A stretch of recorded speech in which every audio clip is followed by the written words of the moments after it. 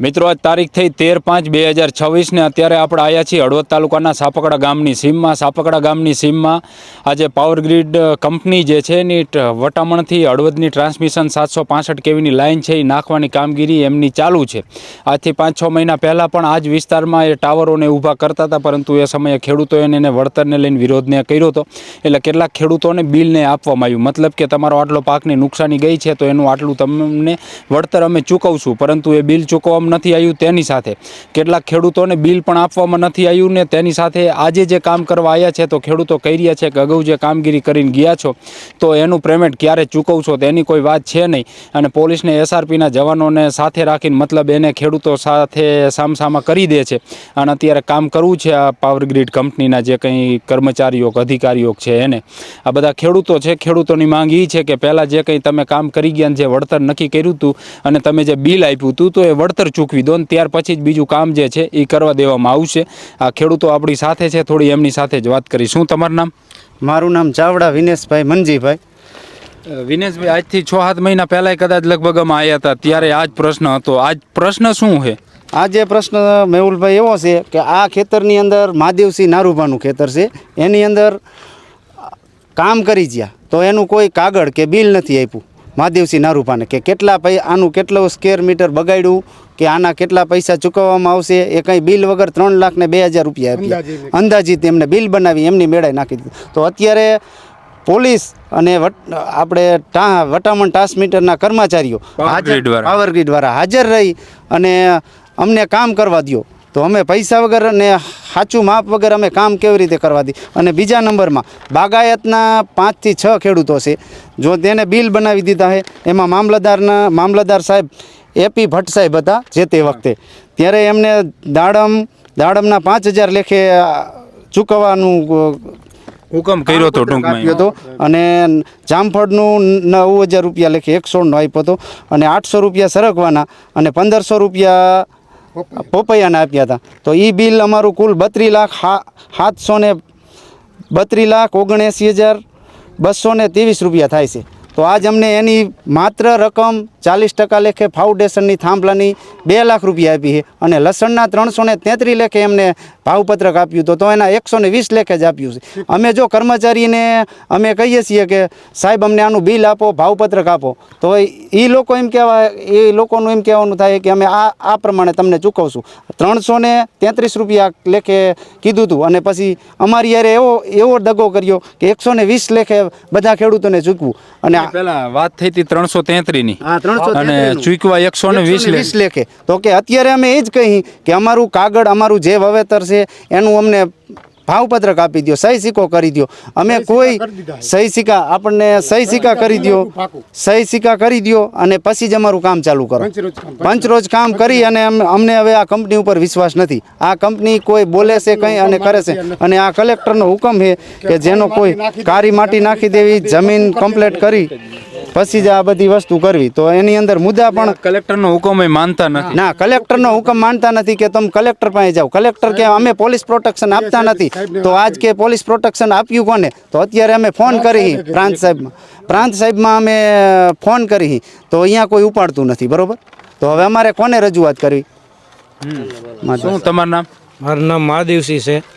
મારું શું કહીશો? કારણ કે આ વાત હમણાં થઈ ને કે પહેલાં જે વાત થઈ હોય એ મુજબ વળતર દેતા નથી, તેની સાથે કહી રહ્યા છે કલેક્ટરની કે અમે પોલીસ પ્રોટેક્શન દેતા નથી. તો પછી આ એસઆરપીના જવાનો પોલીસની આવે છે ક્યાંથી કંપની સાથે?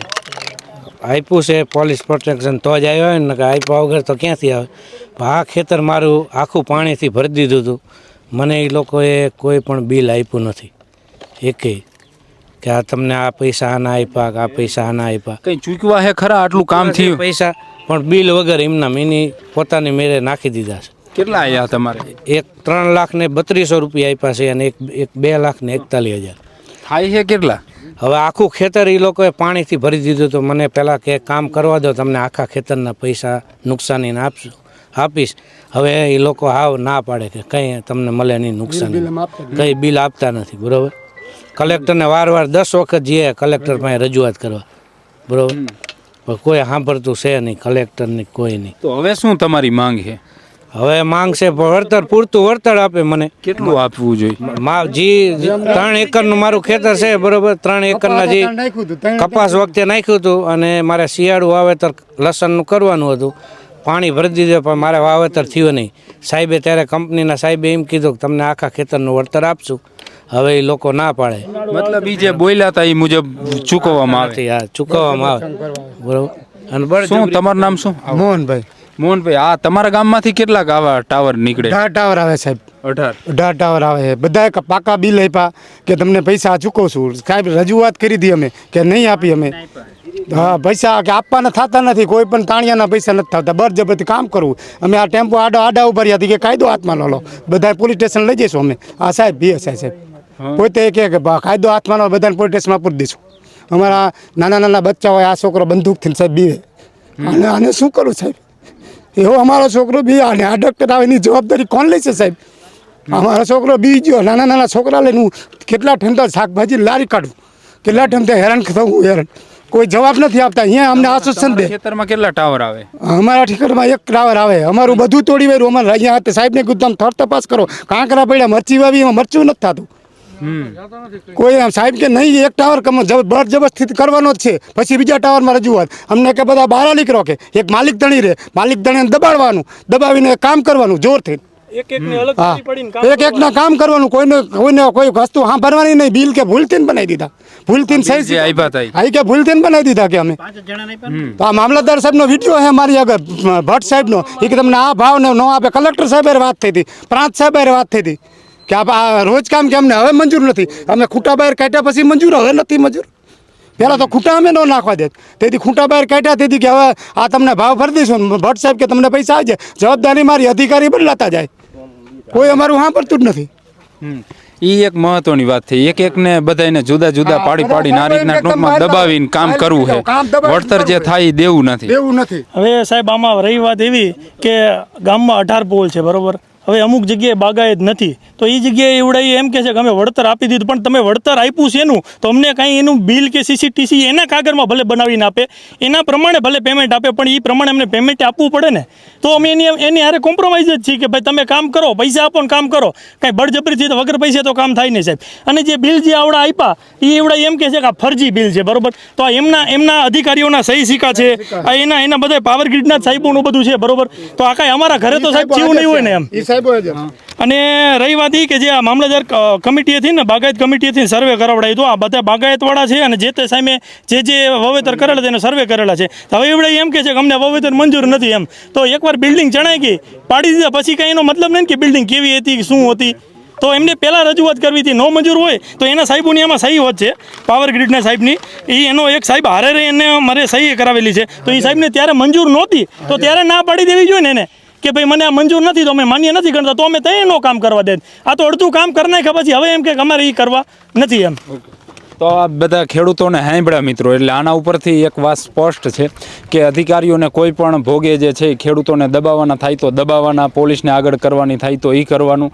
પરંતુ એમને કામગીરી કરવી છે અને ખેડૂતો કહી રહ્યા છે કે તમે જે સહી સિક્કા કરેલા છે, મામલતદારે કલેક્ટરે જે હુકમ કર્યા છે અને જે મુજબનું વળતર આપવાનું નક્કી કરવામાં આવ્યું છે, ખેડૂતો કંઈ વધારે માંગી નથી રહ્યા. કલેક્ટર કે મામલતદારે જે નક્કી કર્યું છે અને જે વળતર જે ખેડૂતોને મળવા પાત્ર છે તો એ જ ચૂકવવામાં આવે. પરંતુ એ પાવર ગ્રીડ દ્વારા ચૂકવતા નથી ને એના કારણે જે છે એ ખેડૂતો અત્યારે હેરાન થઈ રહ્યા છે. આભાર મિત્રો.